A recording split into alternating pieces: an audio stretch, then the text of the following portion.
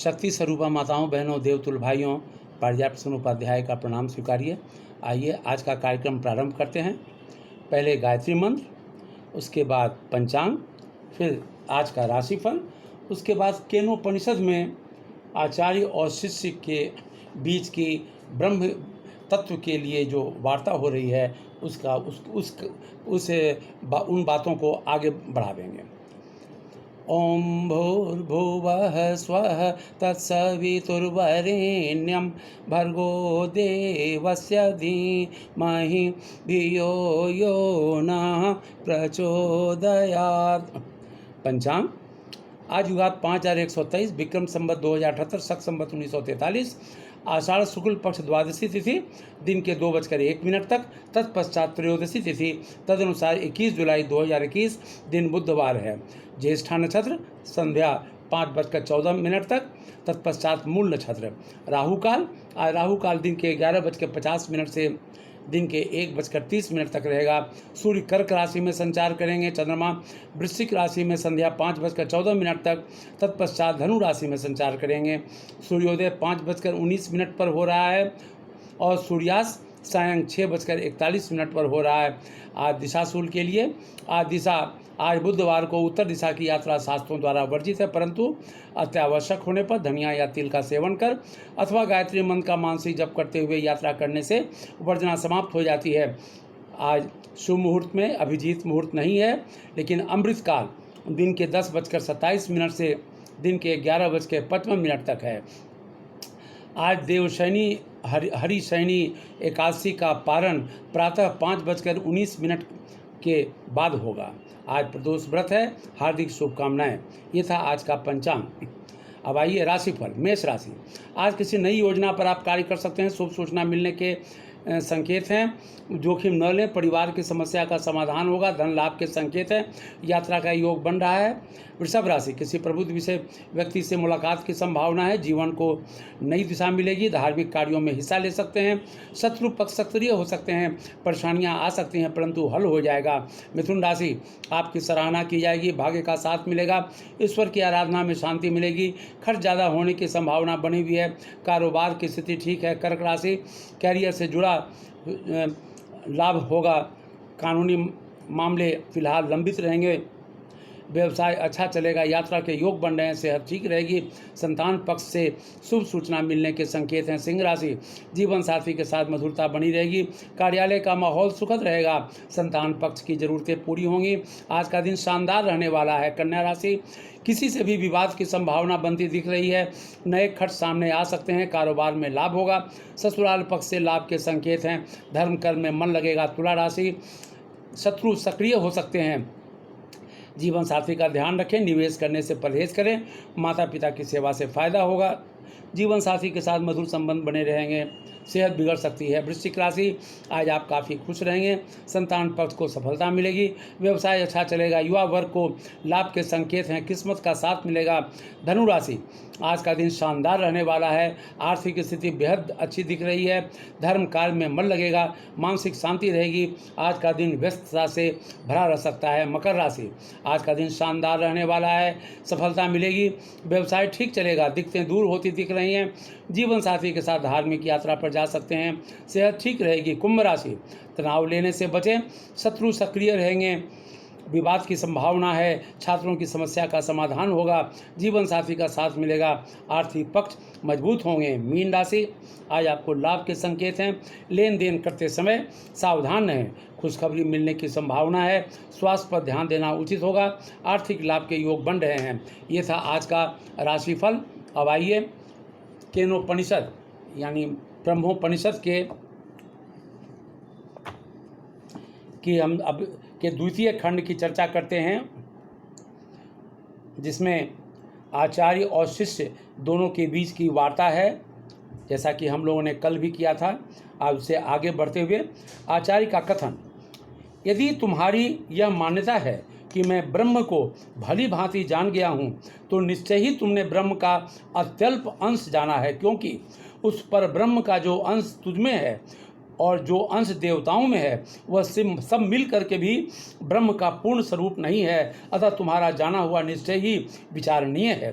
तो शिष्य का उत्तर है, हमने ब्रह्म को भली भांति जान लिया है, ऐसा नहीं मानते, और न ऐसा मानते हैं कि हम उसे पूर्णतया नहीं जानते, क्योंकि उसे जानते भी हैं।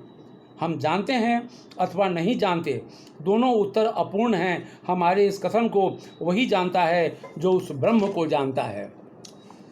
जो यह मानता है कि ब्रह्म जानने में नहीं आता, वह ब्रह्म को जानता है, एवं जो यह मानता है कि मैं ब्रह्म को जानता हूँ, वह उसे नहीं जानता, क्योंकि जानने का अभिमान करने वालों के लिए वह ब्रह्म जाना हुआ नहीं है, और जानने के अभिमान से रहित पुरुष के लिए वह जाना हुआ है।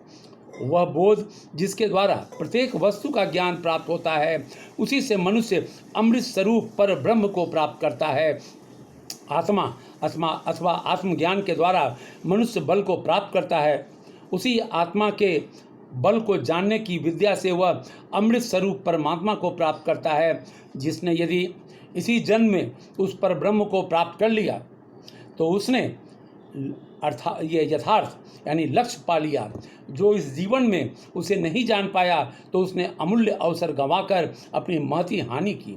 अतः बुद्धिमान पुरुष प्रत्येक वाणी में, प्रत्येक प्राणी में और प्रत्येक तत्व में उस परमात्म सत्ता को व्याप्त जानकर इस लोक से प्रयाण कर अमर हो जाते हैं। अब तीसरी खंड। एक समय उस ब्रह्म ने देवों को निमित्त बनाकर असुरों पर विजय प्राप्त की, परंतु देवों को उस विजय का अभिमान हो गया और वे इस विजय को अपनी ही महिमा का प्रभाव समझने लगे। उन ब्रह्म ने देवों के उस अंग भाव को जान लिया। तब उसने उनके सामने वह यह यक्ष रूप में प्रकट हुआ, परंतु देवगण उसे नहीं पहचान सके और कहने लगे, यह दिव्य यक्ष कौन है? देवों ने अग्नि से कहा, हे देव, आप पता लगाएं कि यह कौन है। इस पर उन्होंने कहा, बहुत अच्छा। अग्निदेव तेजी से दौड़कर यक्ष रूपी ब्रह्म के पास पहुँचे। यक्ष ने कहा, आप कौन है? इस पर अग्निदेव ने कहा, मैं अग्नि हूँ, मुझे ही लोग जात वेदा कहते हैं। यक्ष ने अग्निदेव से पूछा, आप में क्या शक्ति है? ऐसा पूछे जाने पर अग्निदेव ने कहा, मैं चाहूँ तो इस पृथ्वी पर जो कुछ भी है उसे भस्म कर सकता हूँ। तब यक्ष ने अग्निदेव के समक्ष एक तिनका रखकर उसे भस्म करने के लिए कहा, परंतु अपनी पूरी शक्ति लगाने पर भी उसे जलाने में समर्थ नहीं हुआ। तब वे वहाँ से लौटकर देवों से कहने लगे, मैं इस दिव्य यक्ष को जानने में असमर्थ रहा। तदंतर देवों ने वायुदेव से कहा, हे वायुदेव, इस रहस्य का आप ही पता लगाएं। उस दिव्य यक्ष के विषय में पता लगाना उन्होंने स्वीकार किया। वायुदेव द्रुत गति से दौड़कर उस यक्ष के पास पहुँचे। यक्ष द्वारा परिचय पूछा गया, आप कौन हैं? वायुदेव ने कहा, मैं प्रसिद्ध वायुदेव हूँ, मुझे ही मातरिश्रा कहते हैं। यक्ष ने कहा, आप में क्या सामर्थ्य है? वायुदेव बोले, इस पृथ्वी पर जो कुछ भी है मैं उसे उड़ा ले जा सकता हूँ। तब उस यक्ष ने उनके सामने एक तिनका रखकर उसे उड़ाने के लिए कहा, परंतु अपनी सारी शक्ति लगाकर भी वायुदेव उसे उड़ा सकने में समर्थ नहीं हुए। तब वहाँ से लौटकर उन्होंने देवों के सामने उस यक्ष को समझ पाने में अपनी असमर्थता व्यक्त की। तब देवों ने इंद्रदेव से कहा, हे मघवन, आप ही इस बात का पता लगाएं कि यह यक्ष कौन है। इंद्रदेव ने यक्ष के विषय में पता लगाना स्वीकार किया और यक्ष की ओर दौड़े, परंतु इंद्रदेव ने वहां पहुंचते ही यक्ष अंतर्ध्यान हो गया। तब इंद्रदेव उसी आकाश में स्थित अतिशय शोभामयी भगवती हेमवती, जिसे हिमाचल पुत्री उमा देवी के पास आ गए और उनसे पूछने लगे कि यह यक्ष कौन है। तो चतुर्थ खंड में है, उमा देवी बोली, हे ब्रह्म है, ये ब्रह्म हैं। उनकी विजय को तुम लोगों ने अपनी अंग भाव से अपनी विजय मान लिया था। देवी उमा के पास इस उत्तर से इंद्रदेव ने स्पष्ट समझ लिया कि वह दिव्य यक्ष निश्चय ही ब्रह्म थे। तस्मात् ये तीनों देव, अग्नि, वायु, इंद्रदेव, अन्य देवों की अपेक्षा श्रेष्ठ माने जाते हैं, क्योंकि ब्रह्म को शक्ति के रूप में उन्हीं देवों ने सर्वप्रथम समझा और ब्रह्म का निकट से साक्षात्कार किया। इंद्रदेव के सम्मुख यश का अंतर्ध्यान हो जाना ब्रह्म की उपस्थिति का संकेत बिजली के चमकने और पलक के झपकने से जैसा था। इसे उसका सूक्ष्म आधिदैविक संकेत समझना चाहिए। आध्यात्मिक दृष्टि से यह समझना चाहिए कि मन जो ब्रह्म के पास जाता हुआ सा प्रतीत होता है, वह ब्रह्म का स्मरण करता हुआ सा जाता है तथा ब्रह्म प्राप्ति का संकल्प करता हुआ सा भासित होता है। यह भी ब्रह्म की उपस्थिति का सूक्ष्म संकेत है। समस्त प्राणी उस ब्रह्म से प्रेम करते हैं, उसे पाना चाहते हैं। वह तद्वन नाम से प्रसिद्ध है। ब्रह्म के इसी तद्वन स्वरूप को की सभी को उपासना करनी चाहिए। जो साधक ब्रह्म के इस स्वरूप को जान लेता है, उसे सब प्राणी अपना प्रिय मानते हैं। ऋषि ने ब्रह्म को तद्वन कहा है। आचार्य शंकर ने इसका अर्थ वह ध्यान करने योग्य किया है। वन रस के अर्थ में ही प्रतीत होता है। इस आधार पर ब्रह्म मूल रूप से रस स्वरूप है, ऐसा बोध होता है। ऋषि का मानना है कि जिस साधक की गति आत्म तत्व में हो जाती है, उसकी आत्मीयता का विस्तार इतना हो जाता है कि उसके प्रभाव में सभी प्राणी आ जाते हैं। ब्रह्म विद्या के इस सांकेतिक उपदेश को न समझ पाने के कारण पुनः शिष्य कहता है, हे गुरुदेव, हमें ब्रह्म विद्या स्वरूप उपनिषद का स्वरूप दें और उसका उपदेश दें। तब उन्होंने कहा, अभी तक जो कुछ भी कहा गया वही ब्रह्म विद्या है। तुम्हें निश्चय ही मैंने ब्रह्म विद्या सिखा दी।